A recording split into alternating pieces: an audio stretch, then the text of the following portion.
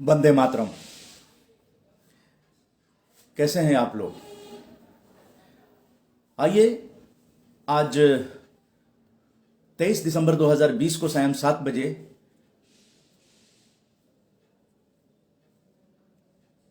एक ऐसे Facebook live में आप सबों से बातचीत करने जा रहे हैं जो एक बहुत ही अहम मुद्दा बनता जा रहा है। जानते हैं कि आज राष्ट्रीय किसान दिवस है। पूर्व प्रधानमंत्री चौधरी चरण सिंह जी की जयंती को हम सभी पूरे देश के लोग तो चौधरी चरण सिंह जी को कोटि कोटि नमन है। और आज दो बहुत ही दुखद घटनाएं हुई हैं। पत्रकार पर हमला हुआ है, उसे लेकर जो है वर्किंग जर्नलिस्ट ऑफ इंडिया की तरफ से क्या विचार आए हैं वो भी आपको साझा करेंगे। और किसान दिवस के दिन केंद्रीय कृषि एवं किसान कल्याण मंत्री ने क्या घोषणा करी है उसकी भी चर्चा करेंगे। दिवस बहुत महत्वपूर्ण है, खुशी का दिन है, लेकिन दिल्ली के बॉर्डर पे किसान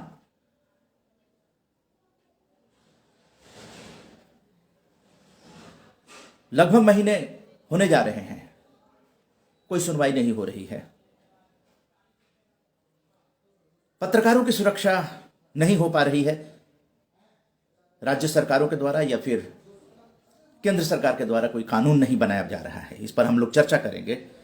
कार्यक्रम की एक तरह से शुरुआत करते हैं हम लोग 23 दिसंबर के राष्ट्रीय गीत जो आरजेएस का है उससे।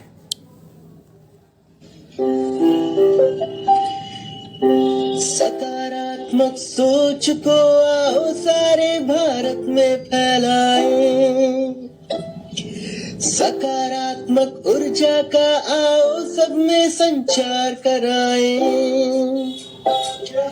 ऐसा ना हो कि हम अपनी जिम्मेदारी भूल न जाएं।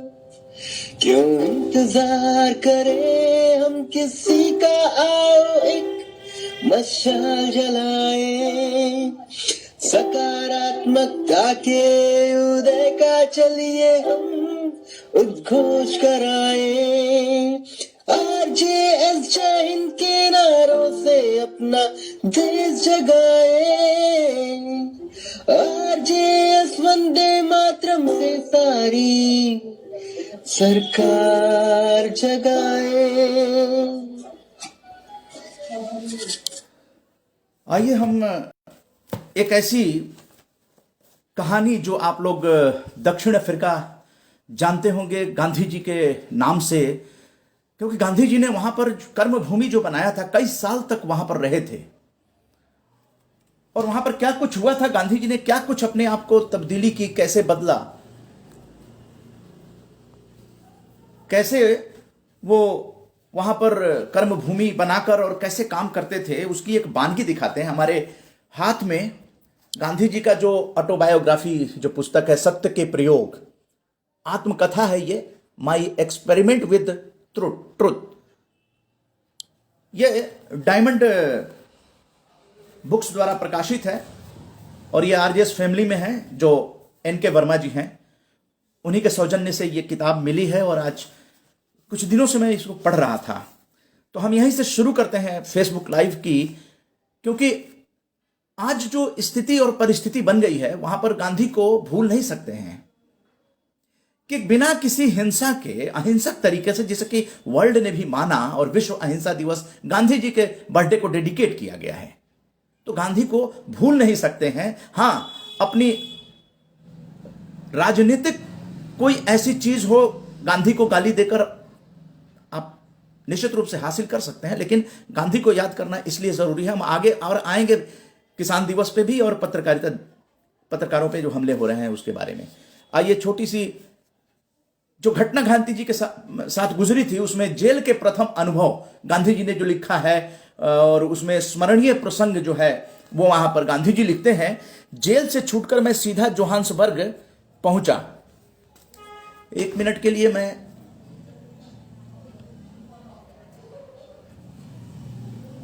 जी हां, तो गांधी जी लिखते हैं कि जेल से छूटकर मैं सीधा जोहान्सबर्ग पहुंचा। तो जेल में किस तरह से रहते थे गांधी जी, इसकी एक बात आपको साझा करना चाहेंगे कि 6 बजे हमारे कमरे का दरवाजा बंद कर दिया गया। वहां की जेल की कोठरियों के दरवाजों में लोहे की छड़ें नहीं होती थी, वे बिल्कुल मुंदे हुए रहते थे और ठेठ ऊपर दीवार में एक झरोखा हवा के लिए रखा जाता है। इसलिए हमें तो यही मालूम हुआ कि हम मानो संदूक में बंद हैं। ऐसी जिंदगी गांधी जी ने जिया। जेल से छूटकर मैं सीधा जोहान्सबर्ग पहुंचा। उसी रात 11-12 बजे सभा हुई। सूचना के लिए समय बहुत कम मिला था। रात भी ज्यादा बीत गई थी, पर मैं तो लगभग 1000 आदमी जुट गए थे। 10 फरवरी 1908 को हम कितने ही लोग परवाना लेने के लिए तैयार हो गए थे। वहां कोई कानून बनाया गया था जिससे कि वहां के जो गिरमिटिया लोग थे, वहां के रहने वाले थे, उन लोगों को बहुत परेशानी हुई थी और इसको लेकर गांधी जी जो है आंदोलन कर रहे थे और अहिंसक तरीके से आंदोलन कर रहे थे। लेकिन वहां लोग जो है इससे नाराज भी थे और वहां के जो स्थानीय निवासी थे वो भी नाराज हो गए थे। तो गांधी जी के ऊपर हमला कर दिया उन लोगों ने। तो उसी समय पुलिस आ गई, इसलिए गांधी जी बच गए थे। जोहान्सबर्ग की घटना है और पुलिस ने कहा कि आप बताइए वो बदमाश जो है उनका आप आइडेंटिफिकेशन बताइए, हम उनको पकड़ेंगे, जेल में डालेंगे, कानूनी धारा। वो गांधी जी ने कहा कि नहीं, कोई बात नहीं, चलो छोड़ो, जाने दो। उसके बाद गांधी जी को ले गया, डॉक्टर ने चिकित्सा वगैरह किया और गांधी जी फिर माफ कर दिए। गांधी जी ने माफ कर दिया। सेम प्रसंग इस तरह की हुई है बिहार में। और मैं देख रहा था फेसबुक पे, तो प्रशांत राय जनता जंक्शन के पत्रकार हैं और उन्होंने नोएडा में पहले थे, लोग नौकरी वगैरह करते थे, कुछ दोस्त साथी थे, लेकिन उन लोगों को लगा लगभग 7-8 महीने पहले कि मतलब बिहार में जाकर कुछ करना चाहिए क्योंकि उनकी जन्मभूमि बिहार है। तो उन्होंने सोचा कि हम पत्रकारिता जो है बिहार में, क्योंकि बिहार को लेकर जो भी परसेप्शन है वो आप जानते हैं, बताने की जरूरत नहीं है। तो वो कुछ चाह रहे थे कि पत्रकारिता के माध्यम से हम कुछ काम करें। और तो उन्होंने कुछ दिन रिकॉर्डिंग्स वगैरह की थी रात में। जो लोग बाहर सोए हुए थे, रैन बसेरा का भी लिया। रैन बसेरा का बहुत ही अच्छा बिहार सरकार ने बनाया हुआ था, वो बहुत ही, लेकिन सीटें बहुत कम थी तो लोग बाहर रहते थे और लोग कई रात भर जगते थे। लोग बताया उन्होंने कि इसलिए जगते हैं कि रात को कोई आएगा तो कंबल हमें मिल जाएगा या कोई और सामान लेकर आते हैं लोग, तो इसलिए वो रात भर अलाव जलाकर इसी तरह से रात गुजारते थे, दिन में वो लोग सोते थे। इस तरह की स्टोरी वो कर रहे थे, पटना मेरी जान के अंतर्गत कर रहे थे।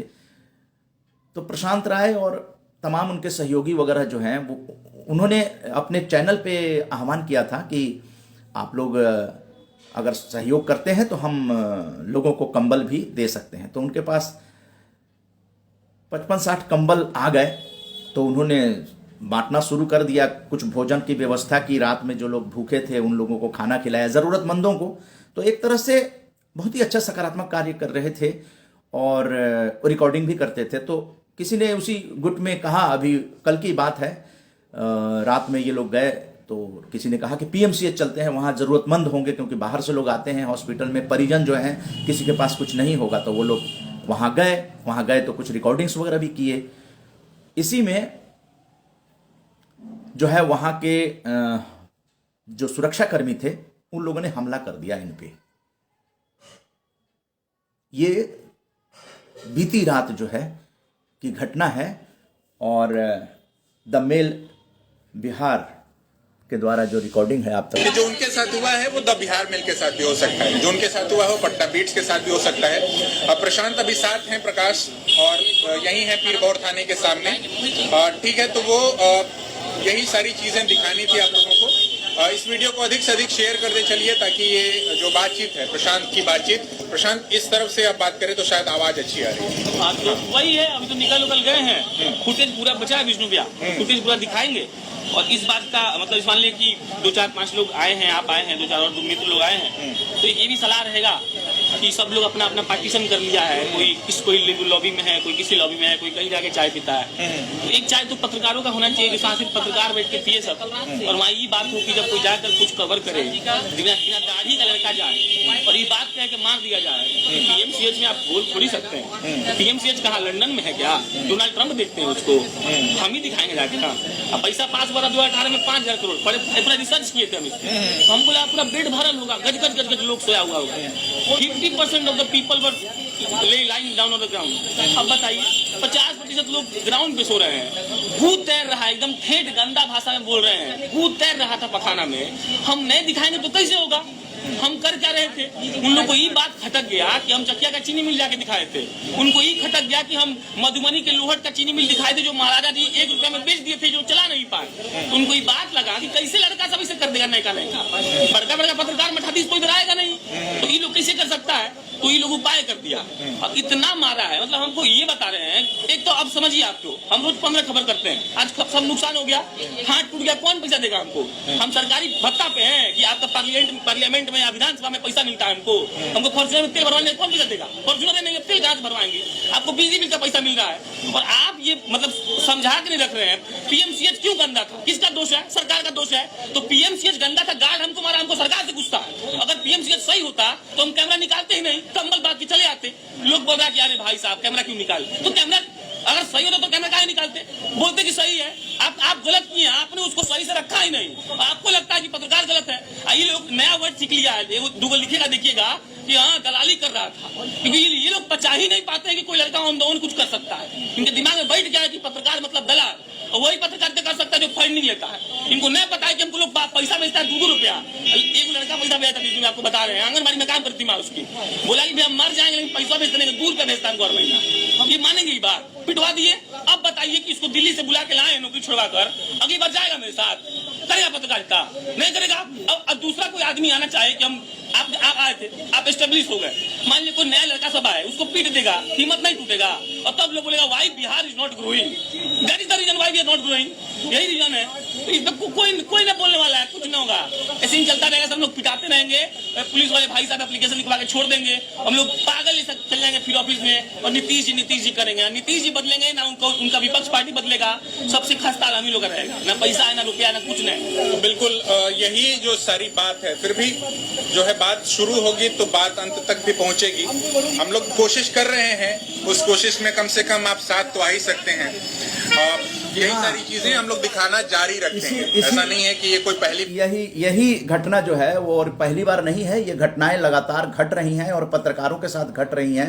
मैं आप लोगों से पूछता हूं कि अगर पत्रकारों के साथ इस तरह से, जो कि कंबल बांट रहा है उन जरूरतमंदों को और अपनी मीडिया कवरेज भी कर रहा है और ईमानदारी से पत्रकारिता कर रहा है जैसा इनका दावा है, तो इन पर हमला अगर सुरक्षा कर्मियों ने किया है, नाम है सुरक्षा कर्मी, लेकिन वो तो हमला कर रहे हैं, हमला कर्मी बन रहे हैं, तो बताइए ये जस्टिफिकेशन कहां से हो सकता है कि इन लोगों को हमला करके इनका मनोबल तोड़ना ये किसी भी तरह से उचित नहीं है। इसलिए हम लोग इसको समर्थन दे रहे हैं। और ये बीती रात की घटना है, प्रशांत राय जो हैं वो, उनकी जो लेटेस्ट स्थिति है वो अभी का जो वीडियो है सोशल मीडिया पे आया है, फेसबुक पे, उनके हमारा दफ्तर कभी रुकेगा नहीं।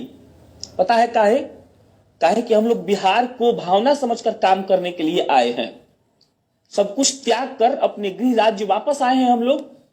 और सुनिए सर, कुछ ऐसा नहीं हो सकता है कि जो हम लोगों को रोक सके, हम लोगों को कोई रोक नहीं पाएगा। लेकिन एक दुख है, दुख इस बात का कि हमको बस यही समझ नहीं आ रहा है कि हम क्या गलत किए हैं। हमको बस इतना कोई समझा दे कि हम कौन सा गुनाह कर दिए हैं। मास्क लगाकर गए थे, सोशल डिस्टेंसिंग का पालन कर रहे थे, फिर बुरा किस बात का लग गया पीएमसीएच वालों को? शायद इस बात का कि उनके वॉशरूम में पैखाना तैर रहा था और उसकी तस्वीर हमने ले ली थी, या इस बात का कि उनके स्टाफ सो रहे थे और उसका फोटो हमारे पास था। हो सकता है कि इस बात का बुरा लग गया हो कि लोग नीचे सो रहे थे और हम उसका वीडियो बना लिए थे। बहुत मारा है हमको, पैर और हाथ एकदम काम नहीं कर रहा है। लेकिन सुनिए, बिहार के मठाधीश लोग, पैर काम नहीं कर रहा है, बाकी जुबान काम कर रहा है। और अब नमस्कार, मेरा नाम प्रशांत राय है और आप जनता जंक्शन देख रहे हैं। तो समझ गए, ये जोश और जज्बा है, ये हर किसी में नहीं पैदा हो सकता है। ईमानदारी के साथ जो काम कर रहा है उसके अंदर ही ये चीज पैदा हो सकती है। ये तो प्रशांत राय के कुछ और उससे पहले प्रशांत राय से जो बातचीत सुबह हुई थी वो आप तक पहुंचा रहे हैं।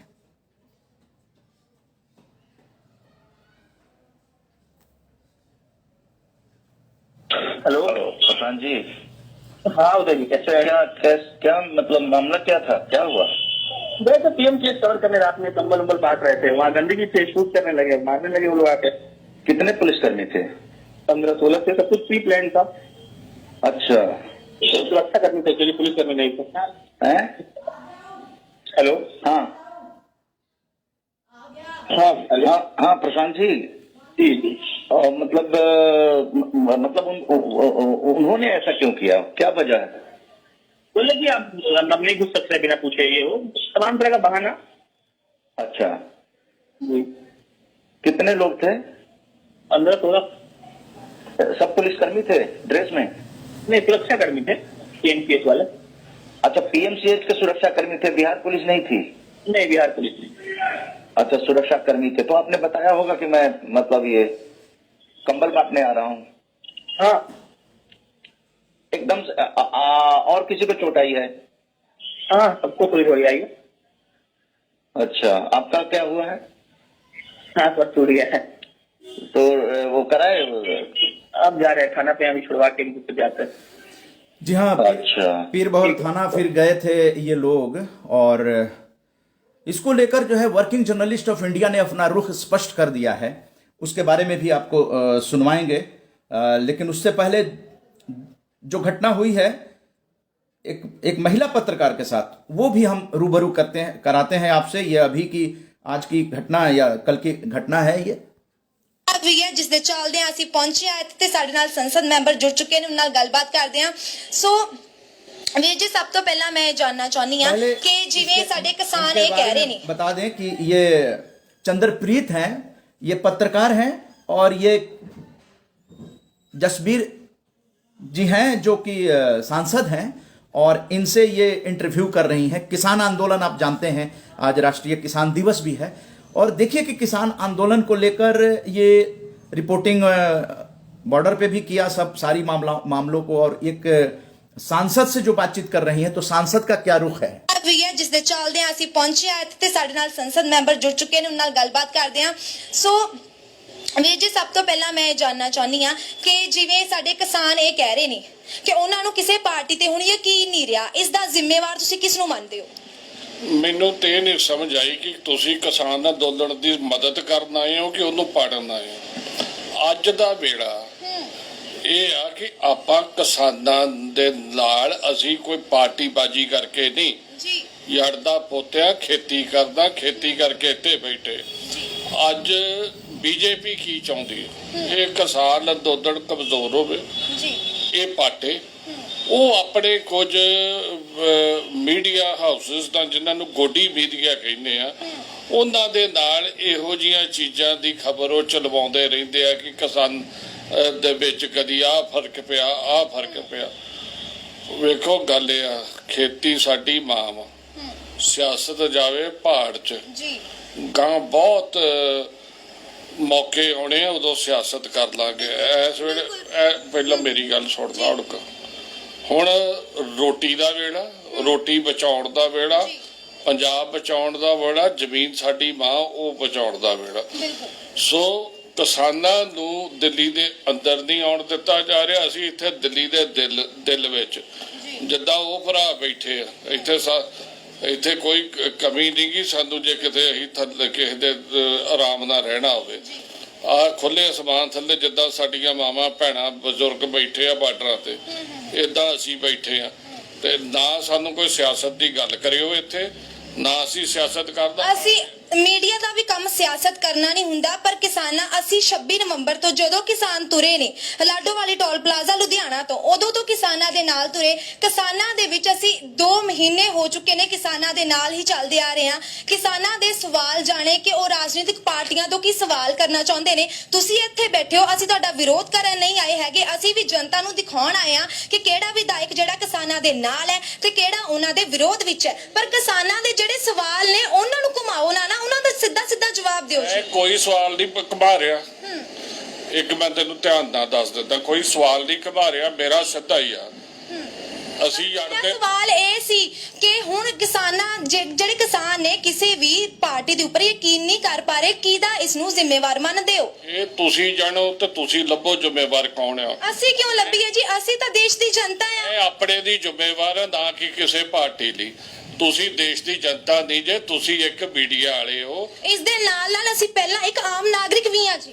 ਮੈਂ ਵੀ ਆਮ ਨਾਗਰਿਕ ਆ ਪਹਿਲਾਂ, ਮੈਂ ਜੰਮਿਆ ਤੇ ਐਮਪੀ ਨਹੀਂ ਨਾ, ਮੈਂ ਵੀ ਇਸ ਵਕਤ ਤੁਹਾਡੇ ਹੱਥ ਵਿੱਚ ਲੱਖਾਂ ਕਰੋੜਾਂ ਦੀ ਡੋਰ ਹੈ ਜੀ। ਫਿਰ ਮੈਂ ਆਪਣੀ ਜ਼ਿੰਮੇਵਾਰੀ ਉਹਦੀ ਨਿਭਾ ਰਿਹਾ ਹਾਂ। ਅਸੀਂ ਵੀ ਇਹੀ ਕਹਿ ਰਹੇ ਹਾਂ ਕਿ ਤੁਸੀਂ ਜਾ ਕੇ ਪੁੱਛਣਾ ਜਿੰਨਾਂ ਨੂੰ, ਦੂਜਿਆਂ ਨੂੰ ਪੁੱਛ, ਮੈਨੂੰ ਕਿਉਂ ਪੁੱਛ? ਅਸੀਂ ਉਹਨਾਂ ਤੋਂ ਵੀ ਸਵਾਲ ਪੁੱਛੇ ਨੇ, ਫਿਰ ਜਾ ਕੇ ਉਹਨਾਂ ਨੂੰ ਮਤਲਬ ਕਿ ਤੁਸੀਂ ਸਵਾਲਾਂ ਦੇ ਜਵਾਬ ਨਹੀਂ ਦੋਗੇ। ਮੈਨੂੰ ਮੇਰਾ ਪੁੱਛੋ, ਮੈਂ ਆਪਣਾ ਦੱਸੂ।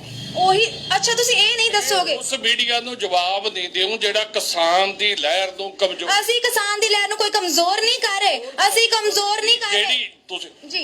ਇੱਕ ਤੇ ਆਵਾਜ਼ ਪਹਿਲਾਂ ਉੱਚੀ ਦੀਵੀ ਰੱਖ, ਤੇ ਤੁਸੀਂ ਪਹਿਲਾਂ ਤੂੰ ਕਹਿ ਕੇ ਗੱਲ ਨਾ ਕਰੋ ਜੀ। ਕੀ ਕਰਦੀ? ਇਹ ਕਿੱਧਰ ਦੀ ਗੱਲ ਹੋਈ ਸਰ? ਇਹ ਕਿੱਧਰ ਦੀ ਗੱਲ ਹੋਈ ਸਰ? ਇਹ ਕਿੱਧਰ ਦੀ ਗੱਲ ਹੋਈ ਸਰ? ਇਹ ਕੋਈ ਗੱਲ ਨਹੀਂ ਹੁੰਦੀ ਸਰ, ਇਹ ਕੋਈ ਗੱਲ ਨਹੀਂ ਹੁੰਦੀ ਸਰ। ਏਦਾਂ ਨਹੀਂ ਹੋ ਸਕਦਾ, ਏਦਾਂ ਨਹੀਂ ਹੋ ਸਕਦਾ ਸਰ। ਤੁਸੀਂ ਹੱਥੀ ਨਹੀਂ ਪੈ ਸਕਦੇ। ਵਾਈ ਹੋਲਡ ਔਨ ਮੈਮ, ਇੱਕ ਮਿੰਟ ਤੁਹਾਡੇ ਦਵਾਨੇ ਆ ਨਾ, ਦਵਾਨੇ ਆ, ਇੱਕ ਮਿੰਟ। ਏਦਾਂ ਨਹੀਂ ਹੁੰਦਾ ਮੈਮ, ਮੈਂ ਬੜੇ ਆਰਾਮ ਨਾਲ ਕੁਐਸਚਨ ਪੁੱਟ ਕਰਦੀ ਆ। ਮੀਡੀਆ ਨੂੰ ਹੱਕ ਨਹੀਂ ਹੈ ਕੁਐਸਚਨ ਪੁੱਟ ਕਰਨ ਦਾ। ਤੁਸੀਂ ਸਾਡਾ ਕੈਮਰਾ ਕਿਉਂ ਆਫ ਕਰ ਰਹੇ ਹੋ? ਔਰ ਤੁਸੀਂ ਤੂੰ ਕਹਿ ਕੇ ਕਿੱਦਾਂ ਗੱਲ ਕਰ ਰਹੇ ਹੋ? ਤੁਸੀਂ ਹੱਥ ਕਿਉਂ ਚੁੱਕ ਰਹੇ ਹੋ ਮੇਰੇ ਤੇ? Call the cops, call the cops. Why call the cops? एक मिनट आना जी। Why call the cops? ये देखिए, ये स्थिति इसलिए बताना जरूरी है क्योंकि पत्रकार क्या अपने कॉप्स लेके जाएंगे? क्या वो अपनी सुरक्षा कर्मी लेकर जाएंगे? क्या समाज का प्यार मिलता है, पत्रकारिता आगे बढ़ती है, ये लोकतंत्र पे बहुत बड़ा खतरा है।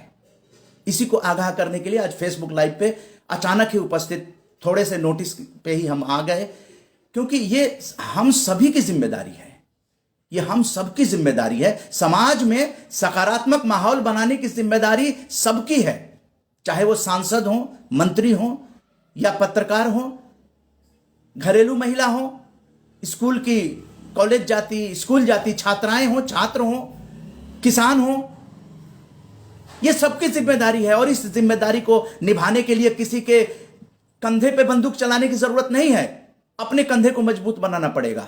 इसी के लिए आज विशेष रूप से बात करने आए हैं कि आप लोग बताइए कि हमारे अंदर पेशेंस नहीं है, बात को सुनने का पेशेंस नहीं है। महिला पत्रकार के साथ किस तरह से अभद्र भाषा, अभद्र तू तड़ाक की बातचीत करना, माननीय को किसी भी तरीके से सही नहीं ठहराया जा सकता है।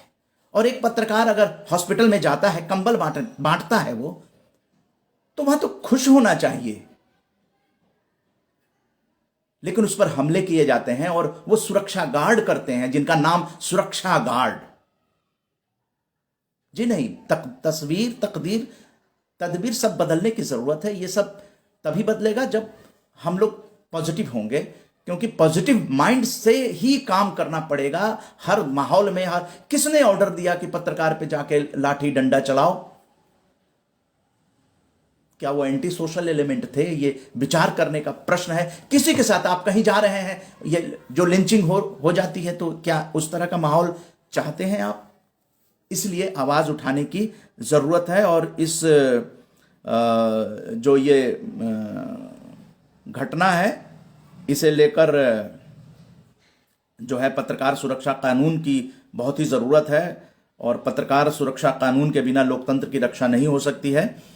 वर्किंग जर्नलिस्ट ऑफ इंडिया संबद्ध भारतीय मजदूर संघ ने बिहार पटना के पीएमसीएच हॉस्पिटल के सुरक्षा कर्मियों द्वारा पत्रकार प्रशांत राय पर किए गए हमले की कड़ी शब्दों में निंदा की है। और साथ ही उन्होंने जिस तरह से सांसद महोदय ने अभद्र भाषा बोलते हुए माइक छीनकर कैमरे पर हाथ मारा। यूनियन का कहना है कि सरकार जब तक पत्रकार सुरक्षा कानून नहीं बनाएगी तब तक इस तरह के हमले पत्रकारों पर होते रहेंगे।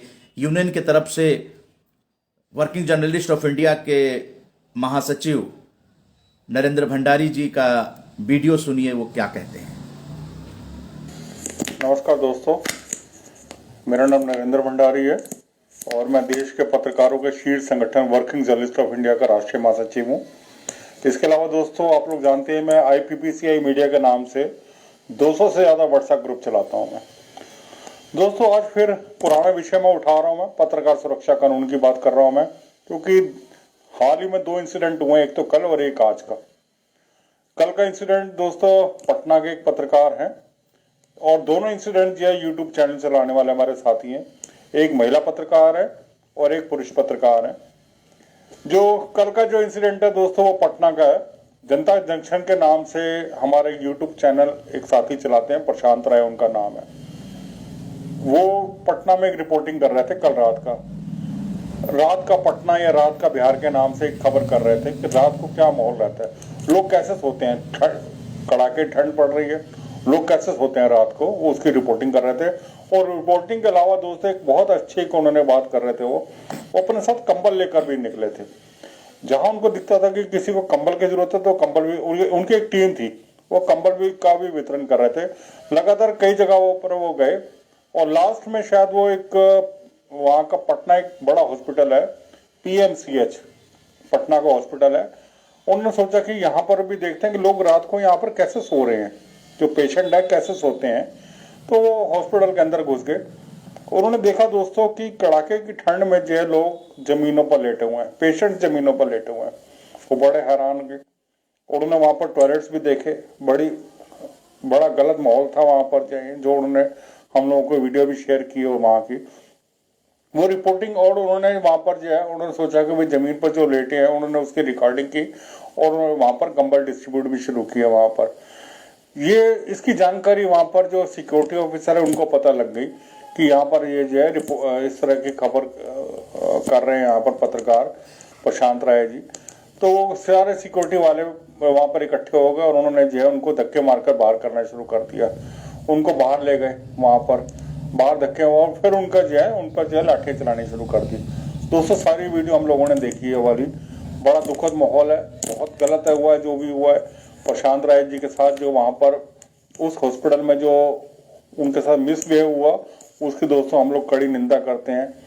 और इसके अलावा दोस्तों एक दिल्ली में जो जंतर मंतर पर एक महिला पत्रकार है चंदनप्रीत जो है वहां पर जंतर मंतर पर दिल्ली के किसानों के आंदोलन के समर्थन में कांग्रेस के कुछ विधायक और MP वहां पर धरना दे रहे थे।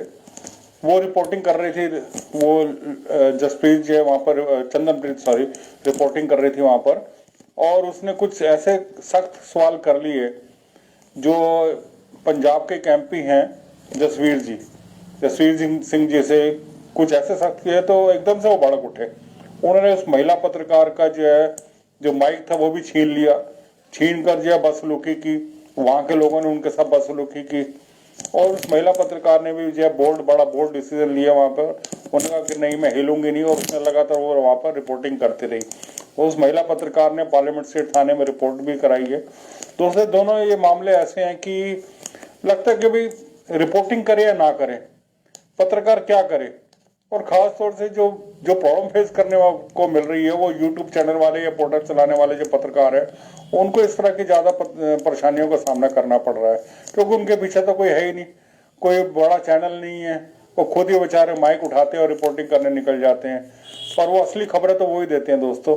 तो दोस्तों मेरा मानना है कि सरकार को जो है इस मामले में कुछ ना कुछ बड़े कदम उठाने पड़ेंगे, कुछ ना कुछ ऐसी गाइडलाइंस तैयार करनी पड़ेंगी पत्रकार सुरक्षा को लेकर। पत्रकार सुरक्षा को लेकर सारी संस्थाएं, हमारी यूनियन भी और संस्थाएं भी लगातार डिमांड कर रही हैं। हमारी यूनियन पिछले दिनों हमारी यूनियन के राष्ट्रीय अध्यक्ष अनूप चौधरी जी, राष्ट्रीय उपाध्यक्ष संजय कुमार उपाध्याय जी और मैं जो स्टेट होम मिनिस्टर है नित्यानंद राय जी से मिले थे और हम लोगों ने उनसे कहा था कि केंद्र सरकार को पत्रकार सुरक्षा कानून को लेकर एक अच्छा कानून बनाना चाहिए, कोई अध्यादेश निकालना चाहिए। और उन्होंने आश्वासन भी दिया था कि भाई इस बारे में वो सरकार से बात भी करेंगे। लेकिन दोस्तों आज 1.5 महीना होने को आया, इस बारे में भी कुछ कदम आगे नहीं बढ़ाए हैं। हम लोग राज्य सरकारों से भी डिमांड करते हैं कि वो अपने अपने राज्यों में जो है पत्रकार सुरक्षा के इस तरह जो कानून बनाए। दिल्ली में भी हम लोग केजरीवाल सरकार से डिमांड करते हैं कि अगर केंद्र नहीं बना रही तो दिल्ली सरकार भी कानून बना सकती है पत्रकार सुरक्षा। दोनों इंसिडेंट प्रशांत राय वाला जी मामला और दिल्ली में जो है चंदनप्रीत वाला जो मामला है, हम इसकी कड़ी निंदा करते हैं। और इस मामले में जो है सरकार से मांग करते हैं कि दोषियों के खिलाफ सख्त कदम उठाए जाने चाहिए। और इसके अलावा दोस्तों, कांग्रेस सरकार जो बार बार जो है किसान आंदोलन की बात करती है, अभिव्यक्ति की आज़ादी की इन दिनों बात कर रही है, ज़्यादा बात कर रही है, तो हम भी कहते हैं कि अभिव्यक्ति की आज़ादी अगर है तो उनका फिर एमपी क्या कर रहा है, कांग्रेस का एमपी क्या कर रहा है, ये किस तरह उस महिला पत्रकार के साथ उसने बदसलूकी की है। दोस्तों, हम लोग चाहते हैं कि केंद्र कांग्रेस सरकार भी जो है, अगर कांग्रेस की जो पंजाब सरकार है या केंद्र में जो उनके जो नेता जो हैं, केंद्रीय नेता जो हैं, उनको चाहिए कि अपने एमपीज पे कंट्रोल करें और उनको इस पार्टी से बेदखल किया जाना चाहिए। तो उससे मेरा फिर में मानना है, फिर ये डिमांड है, पत्रकार सुरक्षा कानून जाए, जल्द से जल्द सरकार बनाए। नमस्कार दोस्तों। तो वर्किंग जर्नलिस्ट ऑफ इंडिया के राष्ट्रीय महासचिव नरेंद्र भंडारी जी ने ये मांग की है कि पत्रकार सुरक्षा कानून जल्द ही अध्यादेश के द्वारा या किसी भी तरह से सरकारें, राज्य सरकारें भी और या तो केंद्र सरकार जो है इस तरह का कुछ काम करे, क्योंकि लोकतंत्र की रक्षा कौन कर रहा है? मैं अगर आप लोगों से पूछना चाहूं कि लोकतंत्र की रक्षा कौन कर रहा है, लोकतंत्र की रक्षा कैसे हो सकती है, कोई भी जानकारी आप तक कैसे पहुंच सकती है? जैसे फेसबुक में बहुत सारे लोग जुड़े हुए हैं, बहुत सारे लोगों को इस बात की जानकारी नहीं होगी कि महिला पत्रकार के साथ एक सांसद महोदय ने इस तरह की अभद्र भाषा का प्रयोग किया और वहां पर कॉप्स को बुलाया जा रहा है। उनके जो सुरक्षा कर्मी हैं, जो आपके ही टैक्स के पैसे से वहां काम करते हैं, वो लोग सुरक्षा में रहते हैं, उनको बुलाया जा रहा है महिला सुरक्षा कर्मी को कि आप आए, इनको टैकल करें। महिला पत्रकार ने क्या पूछा था, वो आपके सामने उसकी बानगी प्रस्तुत की गई है, कुछ भी छुपा हुआ नहीं है। प्रशांत राय के साथ जो घटना हुई है वो आप लोगों के सामने रूबरू करा दिया गया है। प्रशांत राय कंबल भी बांटने गए थे, बांटा भी उन्होंने, और सुरक्षा कर्मियों ने लाठी डंडे से, इस तरह से। अगर इस तरह का माहौल आप चाहते हैं तो आप कुछ मत बोलिए, लेकिन आप अगर नहीं चाहते हैं कि इस तरह का माहौल बने, तो कहीं भी अच्छा काम हो रहा हो उन सब चीजों को आगे बढ़ाने का काम कीजिए। हमारी तो आपसे यही निवेदन है, क्योंकि सरकार के कान तक पहुंचाने के लिए हम सबको, क्योंकि भारत हमारा है, सरकार के भरोसे इसे छोड़ देना चाहते हैं क्या? बच्चे आपके हैं, आपके बच्चे सुरक्षित माहौल में रहें, क्योंकि आप अपने बच्चों को केवल अपने एक शहर में ही रख सकते हैं क्या? आपका बच्चा कहीं भी जा सकता है। अगर उस बच्चे को एक सुरक्षित माहौल देने की कोशिश आप नहीं करेंगे तो कौन करेगा? इसलिए ये बहुत ही जरूरी और अहम मुद्दा है कि जो पत्रकार, क्या पत्रकार अपने सुरक्षा कर्मी लेकर चले क्या? ये दिन देखने पड़ेंगे क्या? भारत आजाद हो गया है, आपके अंदर वो ताकत है, लेकिन उस ताकत को जगाने की जरूरत है, क्योंकि जो अच्छे काम हो रहे हैं उसको समर्थन कहां मिलता है? नहीं समर्थन मिलता है। कल आप उसके हो जाते हैं, आपका रिश्तेदार हो जाता है, उसका दुर्घटना। एक पत्रकार आगरा से आ रहे थे दिल्ली एम्स में अपनी पत्नी का इलाज कराने के लिए, क्या हुआ? एक गलत दिशा से आकर टैंकर ने टक्कर मार दी उस कार में, और उनकी सास और ड्राइवर समेत जो है 5 लोग जो है वो जल के राख हो गए। यह स्थिति देखनी पड़ती है। अगर गलत दिशा से आकर टैंकर दुर्घटना नहीं करता तो आज उनके घर में खुशियां होती, लेकिन आज मातम है। तो ये गलत काम, गलत रूल्स किस तरह से बन जाना है? सुरक्षा कर्मी, इस सुरक्षा कर्मी का मतलब क्या होता है? ये सुरक्षा कर्मी और पुलिस बनने से पहले ही सोचना चाहिए कि उस स्थिति तक एक निहत्थे लोगों पर लाठियां भांज देना, यह कहां की बहादुरी है? और सुरक्षा किसकी कर रहे हैं आप? दोस्तों, माहौल बहुत खराब होते जा रहे हैं और इसलिए आवाज उठाने की बहुत जरूरत है, क्योंकि पत्रकार के पास तो एक कलम होता है, माइक होता है। आजकल वीडियो चैनल और ये सब आ गए हैं, तो गलत जो करता है उसके लिए तो कानून है ही ना। कानून नहीं है ऐसी बात तो नहीं है। अगर कोई एक्सटॉर्शन करता है, अगर कोई अभद्र भाषा का प्रयोग करता है, तो उसके लिए तो कानून है। अगर फेक न्यूज बनाता है तो उसके लिए तो कानून है। लेकिन सुरक्षा कहां है? सुरक्षा की मांग कितने दिनों से की जा रही है, सरकारें क्यों नहीं सुनती हैं? उसकी वजह है क्योंकि हमारे जो लोग हैं वो सही तरीके से आवाज नहीं उठा पा रहे हैं, अपनी जिम्मेदारी नहीं समझ रहे हैं। एक जिम्मेदार नागरिक की तरह इसको आवाज उठाने की जरूरत है। और हम लोगों ने भी, जो आरजेएस पॉजिटिव मीडिया है, जिसके तमाम साथी हैं, उन लोगों को अगर तकलीफ होती है तो हम लोग चाहते हैं कि उस तकलीफ से निजात दिलाया जाए। बहुत ही दुख की घड़ी है इस तरह की चीज़ें नहीं होनी चाहिए। अब आइए आपको आज की जो घटना है और फिर कल की घटना है, क्या क्या इतिहास है आज और कल का, इससे आपको ये ऑडियो में है जो आपने शायद ग्रुप में सुना होगा, लेकिन आज हम लोग इतिहास की भी जानकारी लें कि आज कौन से महापुरुष। तो आपको यहाँ पर राष्ट्र प्रथम वंदे मातरम। 23 दिसंबर का इतिहास। आज बुधवार 23 दिसंबर 2020 है।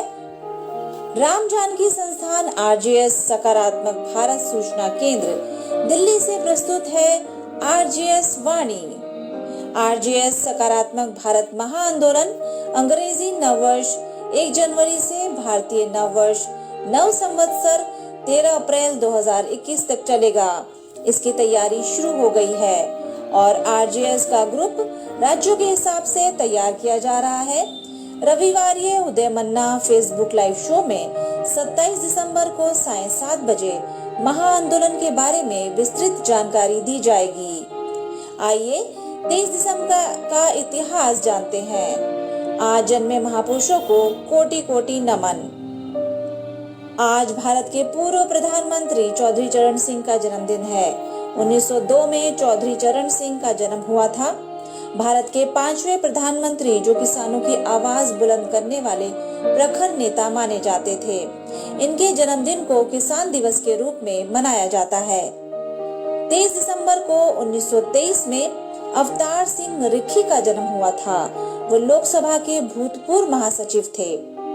23 दिसंबर 1899 में राम वृक्ष बेनीपुरी का जन्म हुआ था, जो भारत के प्रसिद्ध उपन्यासकार, कहानीकार, निबंधकार, नाटककार, क्रांतिकारी, पत्रकार और संपादक रहे। 1889 मेहरचंद महाजन भारत के सर्वोच्च न्यायालय के तीसरे मुख्य न्यायाधीश थे। 1888 सत्येंद्र चंद्र मित्रा कुशल राजनीतिज्ञ एवं स्वतंत्रता सेनानी थे। 1845 रास बिहारी घोष भारतीय राजनीतिज्ञ, जाने माने अधिवक्ता और सामाजिक कार्यकर्ता थे। 23 दिसंबर को इन महापुरुषों के निधन पर विनम्र श्रद्धांजलि। स्वामी श्रद्धानंद 1926 में आर्य समाज प्रचारक एवं विद्वान स्वामी श्रद्धानंद की 23 दिसंबर को हत्या हुई थी। उन्हें विनम्र श्रद्धांजलि।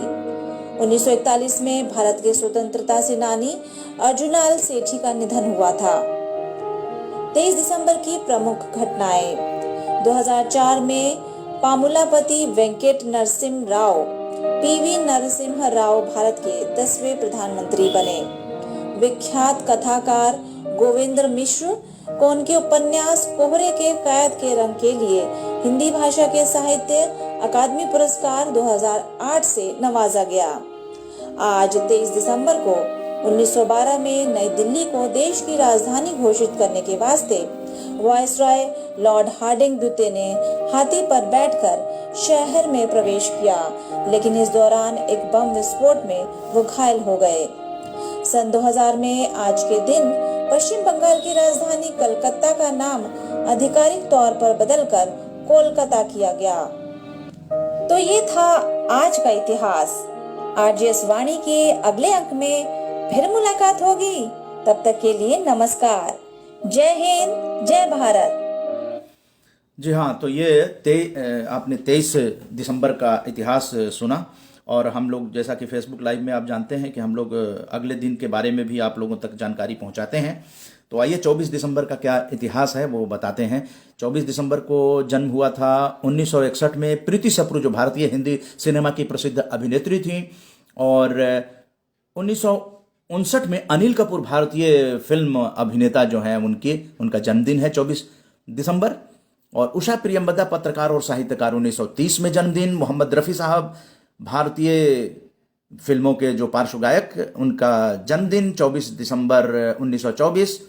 नारायण भाई देसाई स्वतंत्रता सेनानी एवं महादेव देसाई के पुत्र, 1924 में 24 दिसंबर को जन्मदिन। पी शालू एओ भारतीय राजनीतिक एवं जिनका संबंध राजनीतिक दल नागा नेशनलिस्ट ऑर्गेनाइजेशन से था, 1916 में जन्मदिन। बाबा आमटे 1914 में 24 दिसंबर को जन्मदिन। विख्यात सामाजिक कार्यकर्ता, मुख्यतः उन्होंने कुष्ठ रोगियों की सेवा की थी, इसलिए इस रूप में भी काफी जाने जाते हैं। प्रसिद्ध साहित्यकार और पत्रकार बनारसी दास चतुर्वेदी, जो 1992 में 24 दिसंबर को जन्मे थे और भोगराजू पट्टाभी सीतारामैया भारतीय स्वतंत्रता संग्राम के सेनानी, गांधीवादी और पत्रकार, 1880 में जन्मदिन। वहीं पे पुण्यतिथि है, आइए विनम्र श्रद्धांजलि देते हैं एमजी रामचंद्रन को, तमिल अभिनेता और राजनेता, 1987 में निधन हो गया था। हिंदी साहित्य के प्रसिद्ध मनोवैज्ञानिक, कथाकार और उपन्यासकार जैनेंद्र कुमार का 24 दिसंबर 1988 में निधन हुआ था।